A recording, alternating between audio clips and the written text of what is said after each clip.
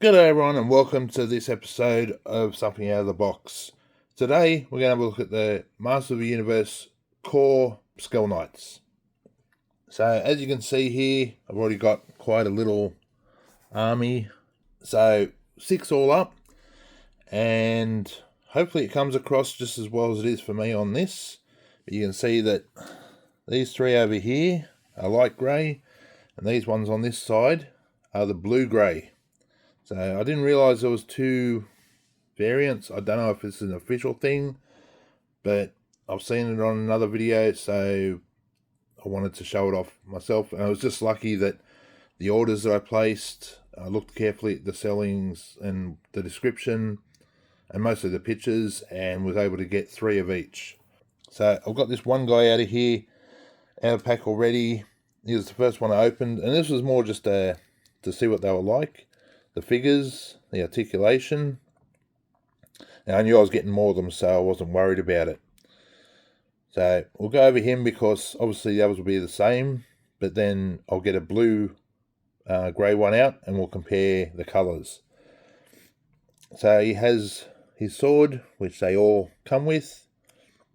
The usual, get this out of his hand just for the minute.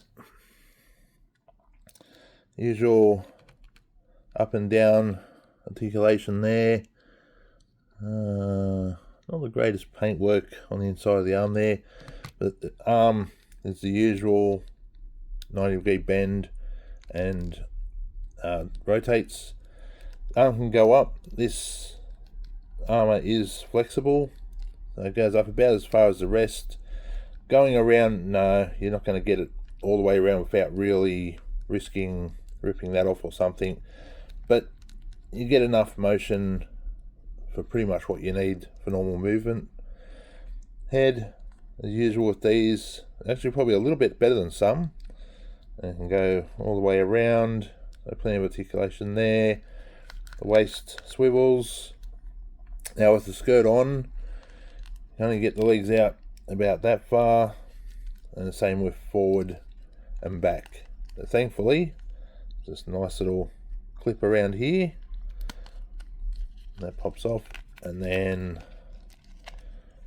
you can strip him down, see where that waist joint is, but then the usual forward kick that much, back kick, as with most of these figures, not that far without going out to the side, can go all the way out, normal bend and normal rotation at the knee.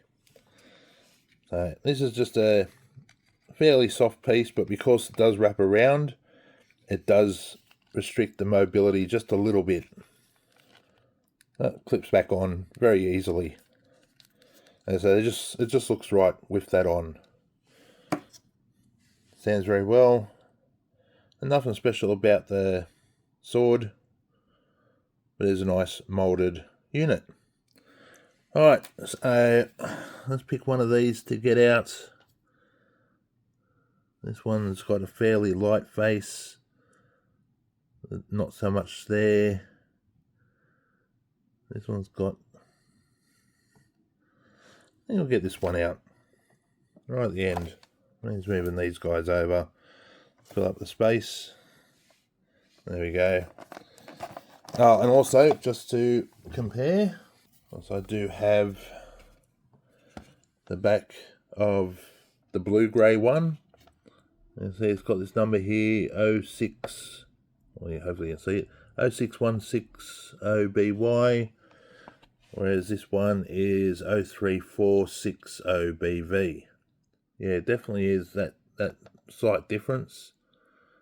Apart from that, well, the colour of the blue is just a fraction different. This is more of a lightish blue. This is slightly deeper by the looks of it, but it's by the fraction.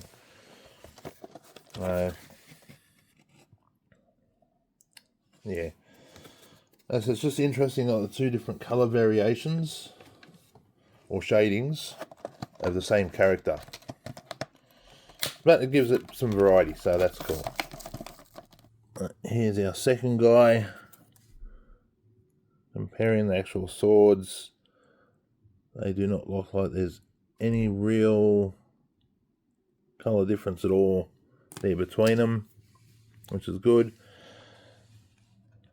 Yeah, as you can see, he's quite a different shade of blue-grey.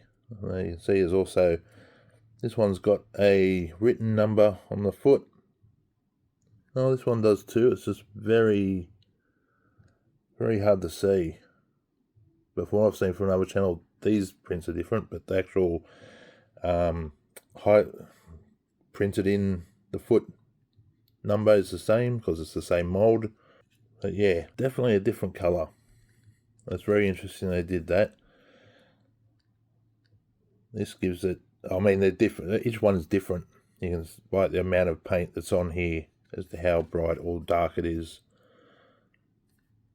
So it's just going to be a bit of hit and miss, which is cool because, you know, this sort of soldier there's many of them, you're going to have slight variations in your paint. So it just gives it a bit of variation. But of course, it's all the same articulation. There's no different in the rest of it. It's just that colour variance, which, as I said, it's very interesting they did that. And yeah, as I was saying, even with the colours, like you can see, this one in the packet has got a lot more black on the face there than this one. Just interesting variations you'll get in these figures. As I said, for an army builder where you got a bunch that are the same, I don't mind that. At least it, you know, gives it some sort of variety and doesn't look like just carbon copies. There you have it. That's my look at the Skel-Knight. The two different colour variations. They're not really colour variations, just tonal differences. As I said, I haven't seen anything officially written up about there being a wave 1 or wave 2 or whatever. But obviously there was some sort of change. And I'm just glad I got both colours here. So thanks for watching. Remember to subscribe if you're enjoying this content. I've got plenty more Master of the Universe figures to open up in the upcoming videos. And I hope to see you then. Thanks for watching.